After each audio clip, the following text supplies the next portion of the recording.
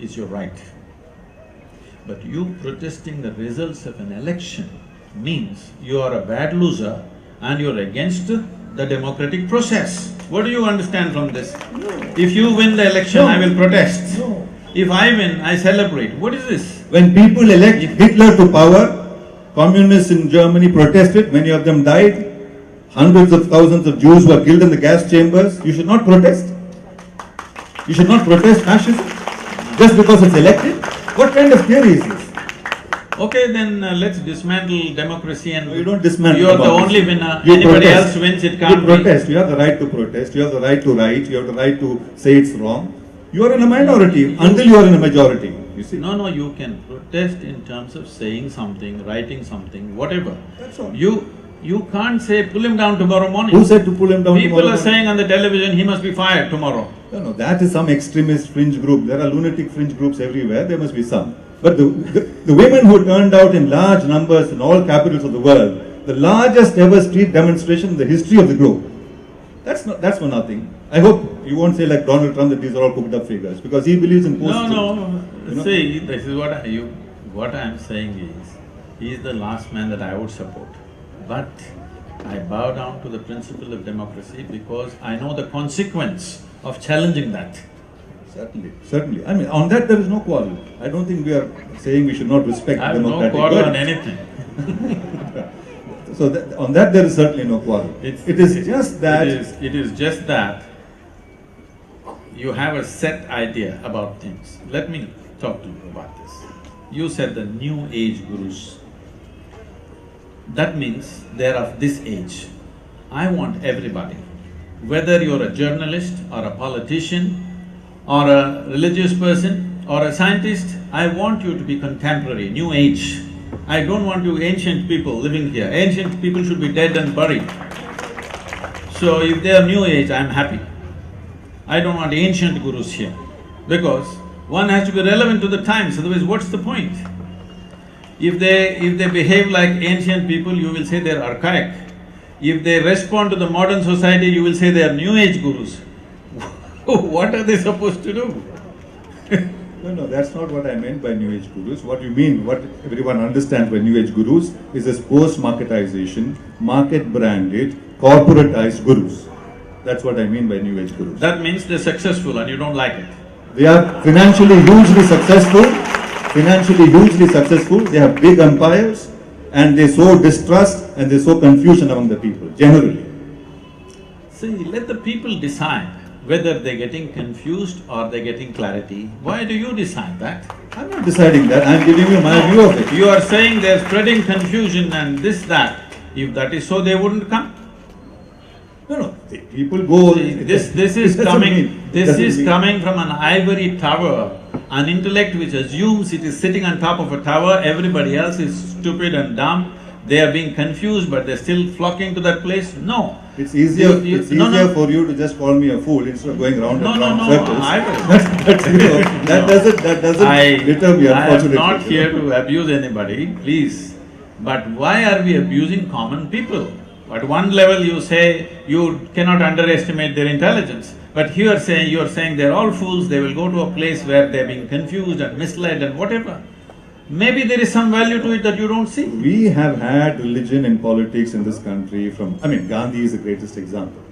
Gandhi is a great man who held politics and he wove religion into it. He spoke about Ramarajya. There were critics who criticized Gandhi. I'm not one of those. I think Gandhi was an exemplary kind of leader of his people. He had the masses with him. He defied the masses very often. When the masses were out on the street, he said nothing doing. He went on fast.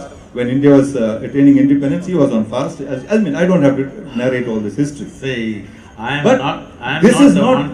This is very different. What you are seeing here is a kind of insular, sectarian, majoritarian, fascistic almost propagation of… Where are you seeing these people? Every day, all around us. Where? I don't see them. Where do you see them? You must open your eyes, you'll see that.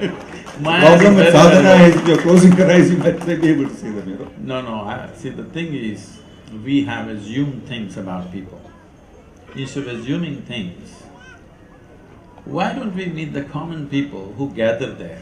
What is it that they're getting from that assembly? Something of some value must be happening to them.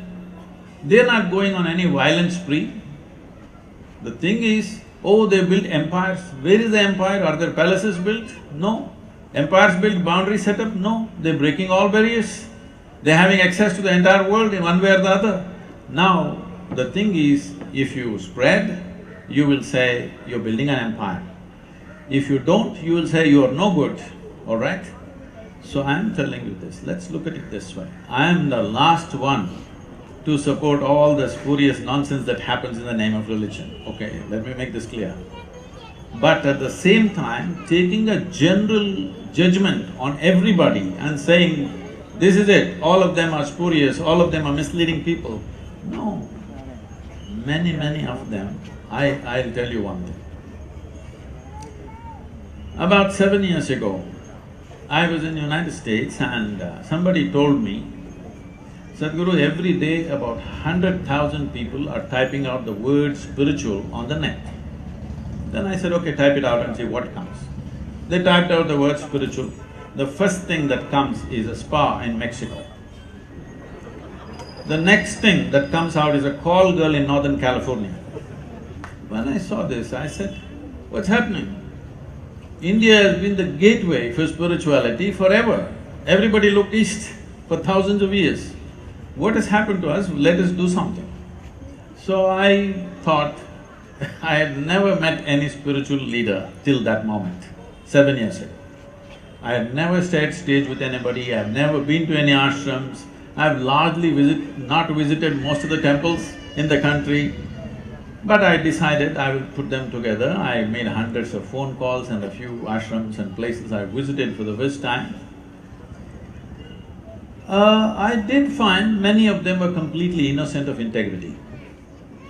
It was an eye-opener for me, I never thought people could be like this. But at the same time, I found many people who were doing a fabulous work among people, very quietly, without any publicity, very gently. In their areas, they're doing wonderful job. So I met both kinds of people and I tried to put them together on a one platform saying, this is not like you have to believe in this or that. You can believe, disbelieve, whatever. Just everybody who is working for the spiritual well-being of Indian citizens come together and offer this to the world on a portal where people can choose. If you say spirituality, India should come up first, then let them choose where they want to go. For whatever reasons, some people had reservations and stuff. Some religious groups came and, from death threats to all kinds of threats happened. Then I saw, if you're not interested, what's my problem? I have no such problem. I said, okay, leave it there. But why I'm telling you this is, there are all kinds of people in every trade and in every sphere of life. There are very corrupt doctors, but there are many wonderful ones every day saving thousands of lives. There are wonderful journalists and there are horrible corrupt journalists. There are wonderful policemen and officers, there are very corrupt ones. There are wonderful politicians and very corrupt ones. Similarly, spiritual realm also has its share of everything. Thank you, I'm glad you said there are some wonderful journalists.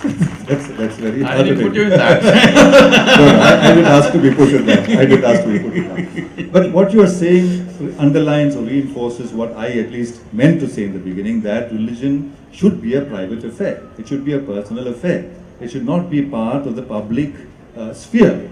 The moment religion becomes part of the public sphere, it becomes identity politics, as we have seen happening in this country.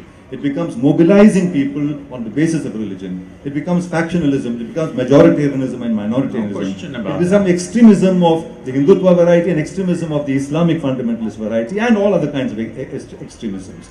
We have not had it so acutely bad until the recent post-liberalization phase. And that has coincided with the rise of what I call the New Age gurus and this whole religiosity in the public sphere. That can't be a sheer coincidence. I would say, knowing at least a few people and the nature of their work, if the many gurus who are in the country were not there, there would be blood on the street. Or because they are there, there is blood on the street. No. Because if they were not there, there would be blood on the street. There has been blood on the street. There has been, I'm Enough not and saying more. there hasn't been. You need to understand this. For 1,000 years we've been an occupied nation in many different forms, and there has been violence on the basis of religion, there has been force. So these things are happening, unfortunate things, but they're happening. But in reality, they are When, in much… your opinion, did that occupation begin? No. It's an important question. When did you think we became an occupied occupation? nation? Huh? When did you think, at what point in history did we become an occupied nation? In your scheme of history. I know what you're driving at. We become occupied when something is taken by force.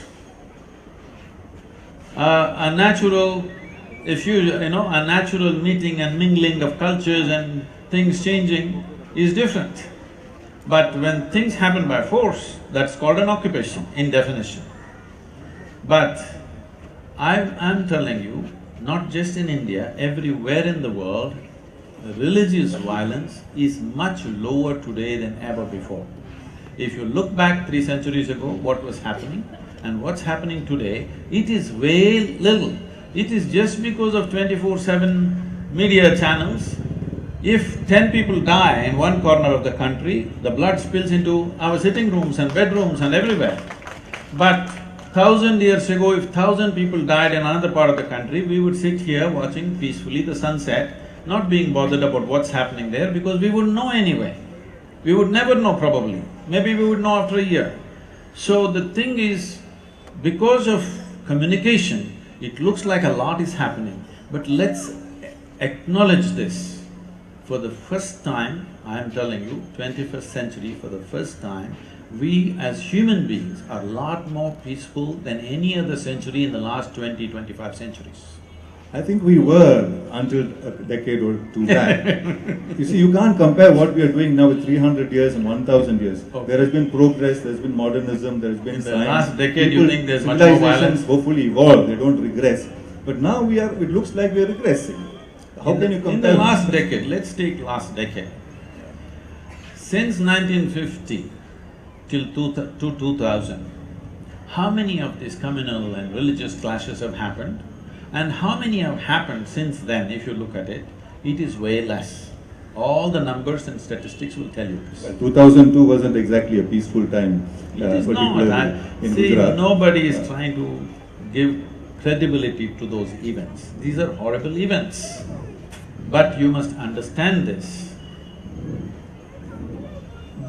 We are addressing these issues only when it spills on the street. We must see this, the moment you hold something, the moment you hold something that only you can be right, I am wrong, it's only a question of time before we clash, okay? My way is the only way. If you hold this belief, when it is going to spill on the street, when blood is going to spill, is only a question of time. So we need to bring that down. You can do what the hell you want, I will do what the hell I want, I don't have to call you names, which I don't, you should not call me names. Certainly won't. Because you may think you're doing very useful. I also know that I am doing something very, very useful. And there are millions of people who will acknowledge that it is super useful for them. If you think it's trash, it's unfortunate. Because to receive and to digest certain dimensions of life, you need a certain level of receptivity. You must understand this. Going at everything intellectually is a very poor way of going at life, because intellect is a knife. Tell me, would you choose to have a sharp intellect or a blunt one? What is your choice? Sorry? A sharp intellect, sharp, certainly, yeah. you would like a sharp one. So it's like a knife. Whatever you give the intellect, it will make a dissection of it and look at it. So if I really want to know you, should I dissect you? Mentally, yes, perhaps. I mean, if that's the way you will know me. I think it varies. I don't think everybody knows everyone else the same way. There's I'm telling you, there is another way of knowing life. By sheer embrace, you can know life. You don't have to dissect it. So if you go at everything as a dissection, if I dissect you, I will know you have 2 kidneys and liver and whatever else and whatever else. But I will not know you. To know you, it needs inclusion. So if you go intellectually, knowingly or unknowingly, you keep on dissecting everything. This is like you want to stitch something, but you use a knife, all you'll have is tatters. This is what the so-called intellectuals are doing, getting the world into tatters and they're thinking they're doing something fantastic. No, I think having a zombie-like peace, having a zombie-like fatalism… Do I look No, zombie-like? no, no. Not at all. I'm saying having a zombie-like fatalism, which has been the curse of India for a long time. We are a No. fatalistic people. That you should not question certain Let me things. correct that. Can I correct that? Ah. This is the only land, please listen to me again. This is the only land on the planet where we have been told for thousands of years that your life is your karma, which means your life is your making. That means nobody up there managing you. Absolutely. You say that in your book. You say man should be the master of his destiny, not in as many words, that when if you take hold of your destiny, destiny takes charge. You say that, I think. But the point is, in what you subsequently roll out, it doesn't give me charge of my life. It's too prescriptive, it is too fatalistic, it leaves me no choice but to belong to a particular creed and a particular belief system. That's the problem. Belief and spirituality cannot exist together, because the fundamental of belief is you assume things that you do not know. The fundamental of seeking is you have admitted that you do not know. I do not know is a tremendous possibility. If you deny this, is it because of your exaggerated belief or your intellect? Both ways, people deny this. They deny these qualities have risen up somewhere. But these are all things on this planet, expression of joy, love and peace happened only from a human being and some other creatures also. Dogs are loving, many other creatures are loving, but it never rained from up there, ever. This is a fact, all right? Using this fact, this sense of being peaceful and happy is not the end goal.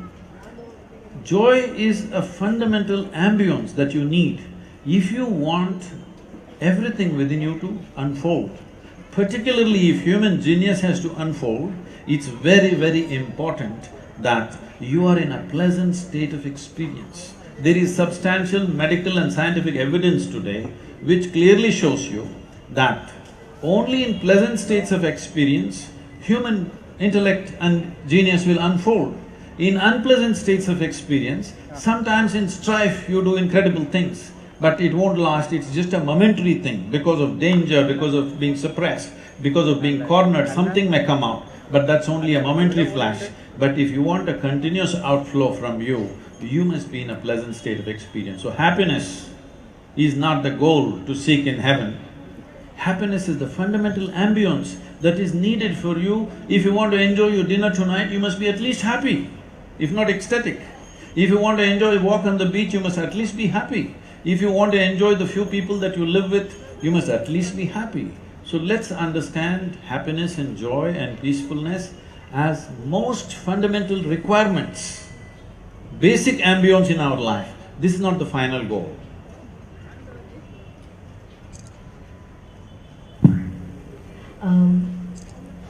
Keep your desires alive, let them flow in you. This is something you have always stood for. I've also read or heard that desire is the root cause for unhappiness. So, could you help me understand this better? Not desire, unfulfilled desire. Desire and fulfillment of desire, ask them, is a source of much joy and pleasure in their life. Unfulfilled desire is misery. Or in other words, desire does cause misery. Because no matter how many desires you have fulfilled, the very nature of the desire is such, one desire will always be unfulfilled. Because of that one unfulfilled desire, people are miserable. 1,000,000 desires have been fulfilled, but today there is one desire unfulfilled, they are still unhappy. They are not looking at those 1,000,000 desires, this one thing not fulfilled, they're unhappy. I did not say you must keep your desire alive. Do what you want, you can't kill it. If you have this thing that I want to kill all my desire, that is also a desire, and it'll remain always unfulfilled.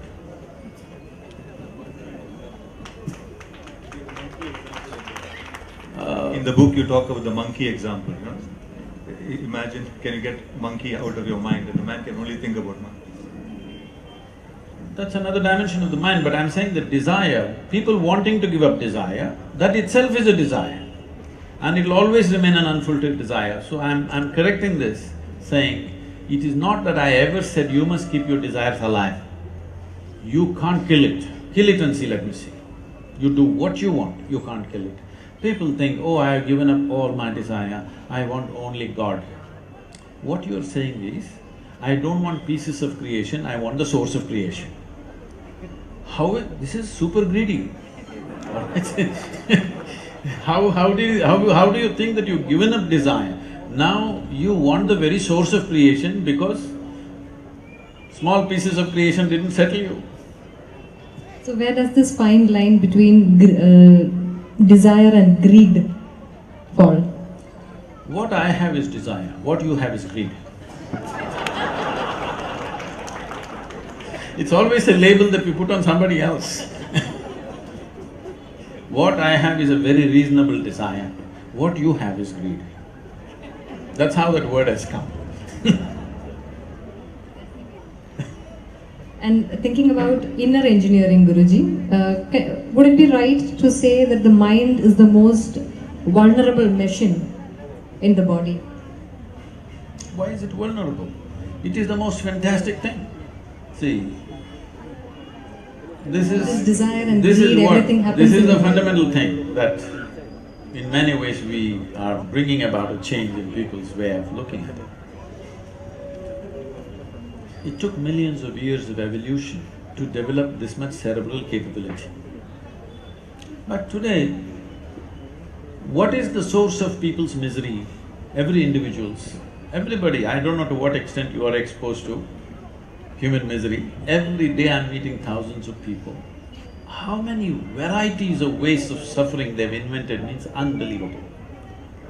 Anything you give them, they're capable of suffering. So, this human intelligence or the cerebral capability happened over millions of years of tremendous work. I want you to imagine from an amoeba to someone like you or me right now, how much work has happened to bring this to this level of capability and sensitivity. But now that is a problem because most people are in this state. For every solution they have a problem. Yes. For every solution, they have a problem. Now, this flowering of human intelligence is the biggest solution for everything, but that is the only problem most people have right now. What is it that they are suffering? What happened 10 days ago, they can still suffer. Yes? What happened 10 years ago, still suffer. What may happen day after tomorrow, you already suffer. You are not suffering life. You are suffering the two most significant faculties of being human, a vivid sense of memory and a fantastic sense of imagination. This is what you're suffering. You're not suffering life. What is the most fantastic gift, what sets us apart from every other creature on this planet, that is what you're suffering. Or in other words, you're suffering evolution. You want to go back. So people's idea of being peaceful is, I think Kerala is a dry state. But, so those who can afford will get knocked out with whatever they drink here. What is it that you're trying to do? You're trying to dull the intelligence because the damn thing bothers you. It bothers you not because it's a problem, it bothers you because you've been given an instrument for which you have not bothered to read the user's manual. Simply do something and you think mind is the source of suffering, desire is the source of suffering. No, these are the most fantastic things that have happened to you. If you had come here like any other creature, stomach full, life settled. Once you come as a human being, stomach empty, only one problem. Stomach full, 100 problems. These are not problems, these are possibilities that you are treating them as problems. Every possibility is a problem for those who don't realize the possibility. But human nature is such, you place him wherever you want. she will not be fulfilled. He wants something more. But if you look at this, what he wants is not more, he wants all. All is an inclusive state. But when you're in the path of more, you will be in conquest. You will be in this word called greed, or simply continue shopping, whatever. But if it became all, if your desire became for all, because you understand, in installments you're trying to go towards infinity. You cannot count 1, 2, 3, 4, 5 and say infinite one day, it's never going to happen. You'll only become endless counting. If you sit down and look at… everybody must do this. You must sit down and look at the nature of your desire. You will see it is not for this object or that object. Whatever is given, you want the next one. Okay, right now, anyway you have the imagination, every damn thing that can be given to you is given. Let's say I made you the king or queen of this planet, will you be fulfilled, I'm asking? You will look at the rest of the solar system. If I give you the solar system, will you be fulfilled? You look at the galaxy.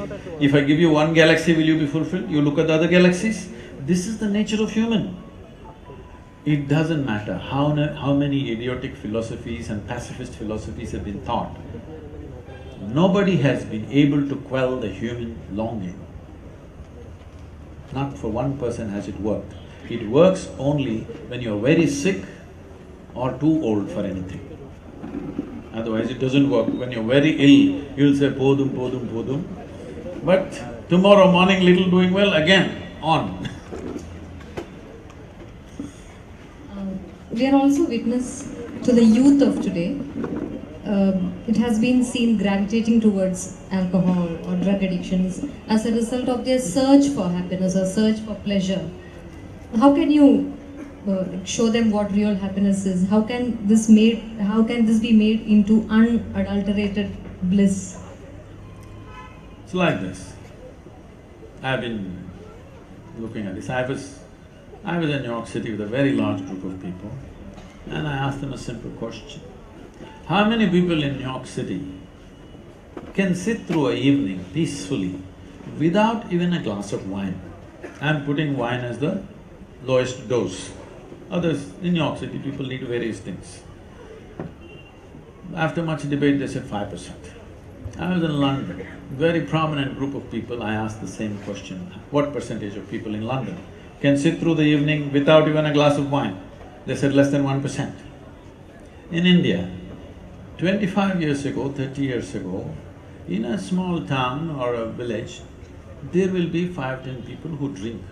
That too, they don't drink at home, they go somewhere, hiding behind a tree somewhere. I know when we were growing up, people go and meet in the cremation ground to drink because nobody will come. And because spirits, it goes well. So, that's how it was. People will say, oh, that family, they're drunkards, you can't give your girls to that family, this kind of thing. Today, at least I don't know how it's here, in the north at least, if you don't serve alcohol, nobody will come to your wedding. They'll ask first, is there a cocktail party, otherwise we're not coming. Okay? So, it's gone 1,000, 10,000% in a matter of 25–30 years. Why is this? People think it's because of marketing. No. The thing is this, human intellect is firing like never before. Never before in the history of humanity, so many people could think for themselves. For a long time, your scripture, your priest, your pandit, your guru, somebody thought for you. Now, too many people, a whole lot of people can think for themselves. They're thinking right, wrong, we don't have to make the judgment, but they're thinking. The problem with thinking is this, when you think, it has to be logically correct. See, why two people are arguing with each other is because both the people think they're logically correct. It is not that one person is arguing for logic, another person is arguing for illogic, no. Both of them always think they're logically correct, all right? Because the nature of the thought itself is such, the progression of thought itself is such, in some way, at least within yourself, it must be logically correct. So now you come to a place, unless something is logically correct, you cannot swallow it. So once this happens, believe me, heavens will collapse. Oh, where are they? Wherever they are, they will collapse. Should I explore the heaven a little bit? Is it safe for me?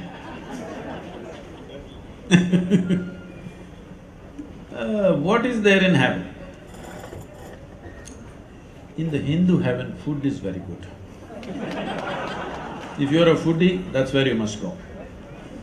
In another heaven, there was those white-gowned ladies floating in the clouds.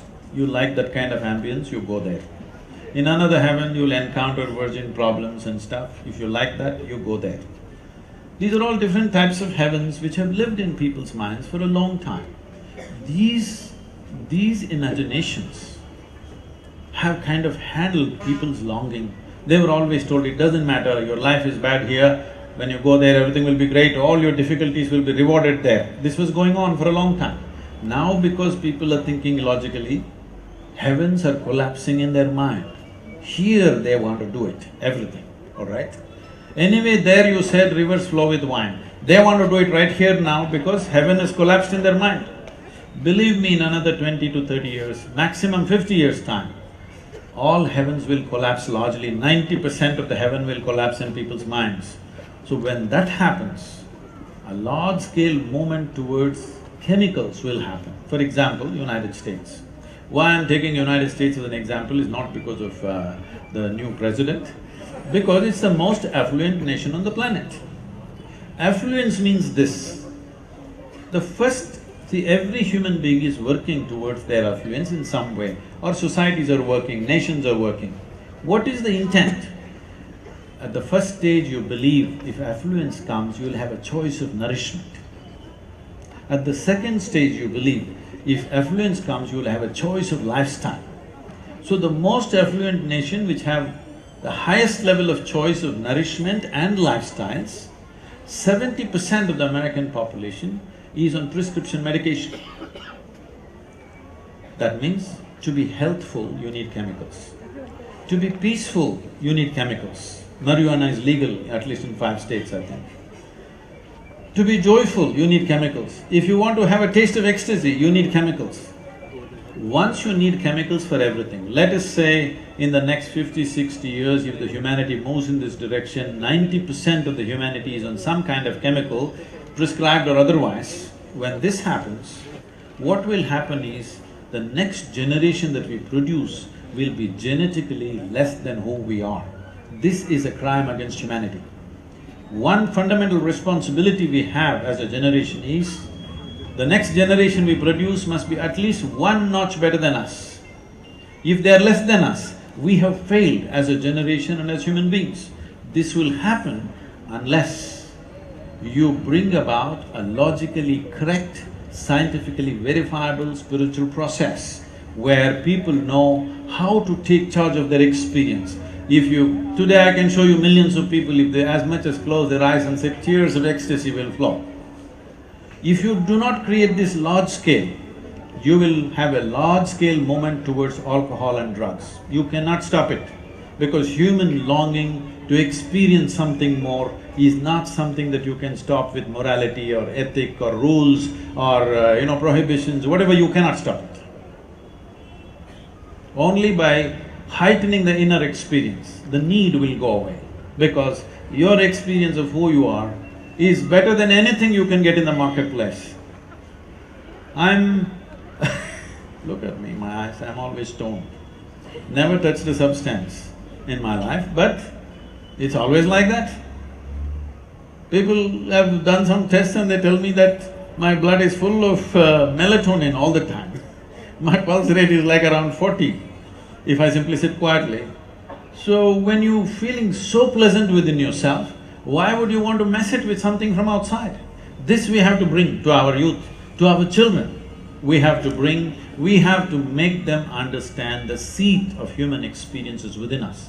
Experience of all kinds, joy and misery, pain and pleasure, agony and ecstasy, is the source of it is within us. If you take charge of it, it's your choice. What is your experience? Not just yoga. See, right now the way we are going, if all the 7.3 billion people use all the modern technology and become super industrious, this planet has just 12 to 15 years. 50% of the people are lazy. That is what is saving the world.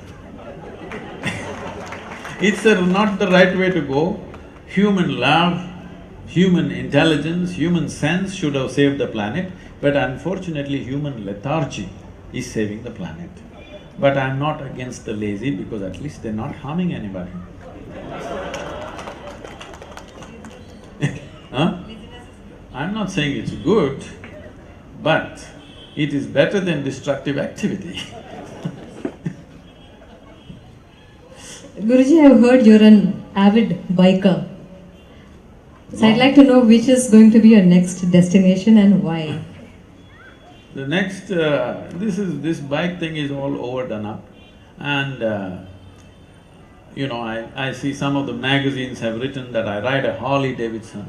I wouldn't want to be seen dead on a Harley Davidson. I have more sense about motorcycles than that. That's not a bike, that's half a car. But when I was riding, it was all the Czech bikes, the Javas and the SDs, which we used it to the limit. I was just telling them, this particular road was my favorite. I started off at Goa and went to Kanyakumari and back again 11 times, up and down, trekking through the mountains and all that. So, next destination, because this is happening in September, I'm driving, not riding, maybe a segment I will ride. I'm driving from Leh, Ladakh down to Kanyakumari and back to New Delhi again. This is to campaign in 16 states for the state of our rivers. On an average, all Indian rivers are depleting by 8% per year. Most rivers that we have, which have been perennial for millions of years probably, will become seasonal rivers in a matter of another 15–20 years' time. For example, Kaveri, for which two states are at war with each other, 2.5 to 3 months it doesn't touch the ocean. Krishna doesn't touch the ocean for over 4 months. Like this we can go on, terrible statistics are there. The northern rivers are a different matter because they're ice-fed rivers, that's a global situation, you can't change that so simply. But all the southern rivers are forest-fed rivers. If we take appropriate action now, in the next 10–15 years, we can bring up the river at least 10 to 20% from what it is now. Our children need not see rivers in a museum, they can see a genuine river. Being in Kerala with all this water, don't be fooled. You do one thing from Calicut, Kozhikode, you fly to Delhi, look down, all along, it's brown desert, except for a few green patches in here and there. I want all of you to look at it. Next time you fly, please look down and see our entire nation, we're converting it to a desert. When I say desert, what is the difference between desert and the fertile lands that we have is phenomenal amount of bioactivity on the surface, on the topsoil. But once you plow the land and leave it open to sunlight for over 6 months at a stretch, all the bioactivity sinks below 12 to 18 inches. This means in another 25 years, what you see as soil today will become sand. This is a no-brainer, this doesn't take any great scientist to tell you this. Anybody who knows land knows this. And from the age of 12 to 17, every day, almost every day, at least the 5 weekdays, every week, 5 days at least, I swam in Kaveri, in my soil. Today, if I see the river, I feel like crying because it's around 40% or less than what it used to be. This river will not be there in another 50 years' time. It'll be completely gone. Many tributaries, Kaveri has over 70 tributaries. Out of this, at least 20 of them are totally gone. They don't exist anymore. We don't even understand a river has tributaries. If you don't take care of the tributaries, there'll be no river. So we want to spread a massive awareness about this. We are preparing a policy document which we want to present to the federal or the central government so that there is a river policy in the country. Right now, all our river policies are about how best can we exploit it. That time is gone.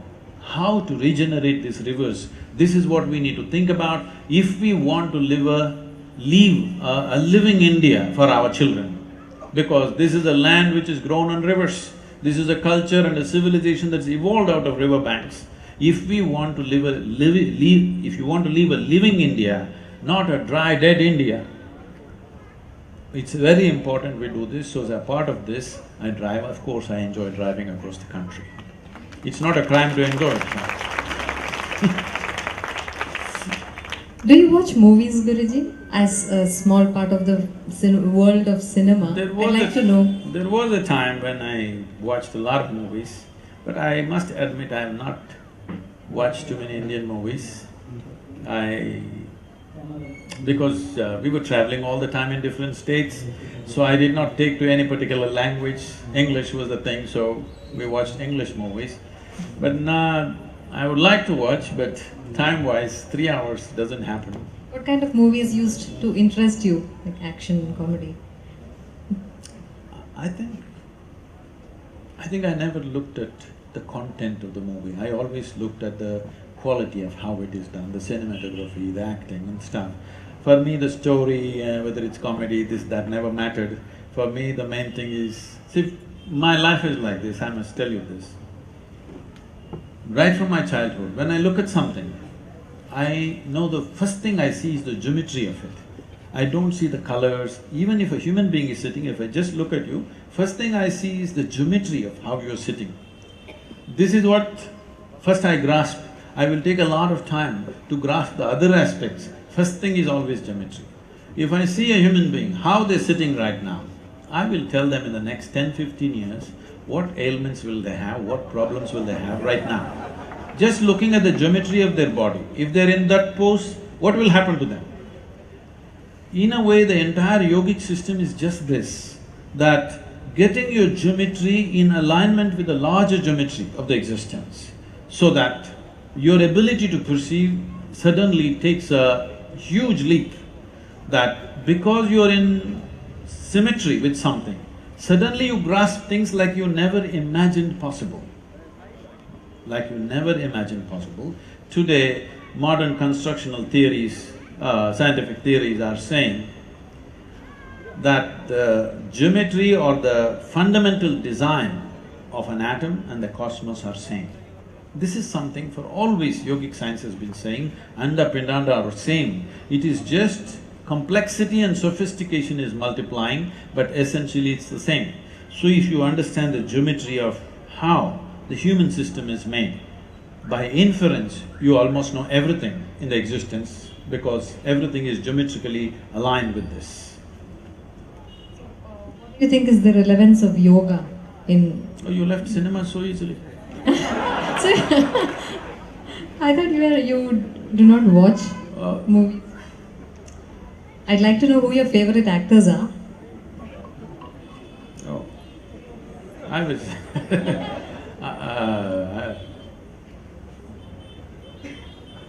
oh, Gregory Peck, long time ago. Humphrey Bogart, but they're all dead. So, I was in conversation with Subhash Ghai. Unfortunately, I had not seen any of his movies. I'm sorry, I have not seen any of the Malayalam movies either. So, as we were talking, it's a large group of people and suddenly asked, Sadhguru, tell us, which film actress were you in love with when you were a young man? I said, well, there were enough local girls, I didn't have to look to Mumbai to fall in love with somebody. Mysore was good.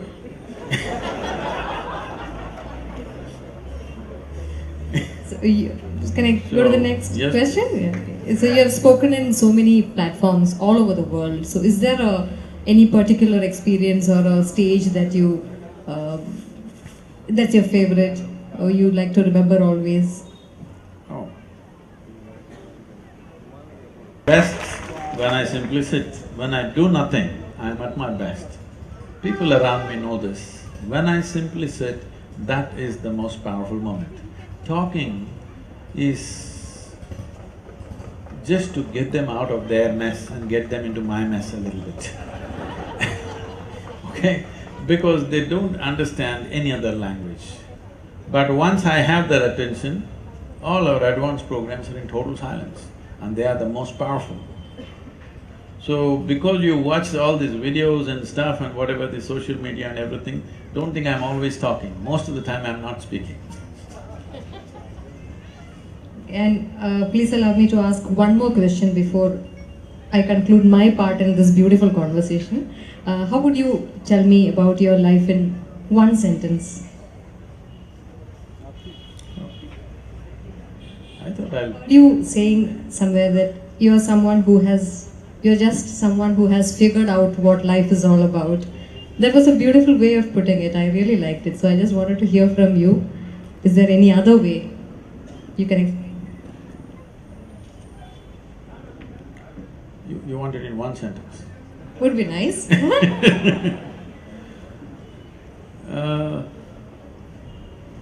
I thought I lived a little more complex and sophisticated life than one sentence, so I'll take a few sentences.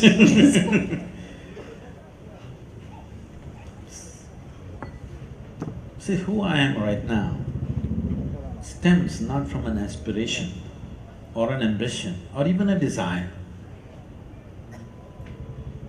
It is the only thing, the only and only thing that I truly know is just that I know this piece of life from its origin to its ultimate. It's very… I cannot articulate further than that.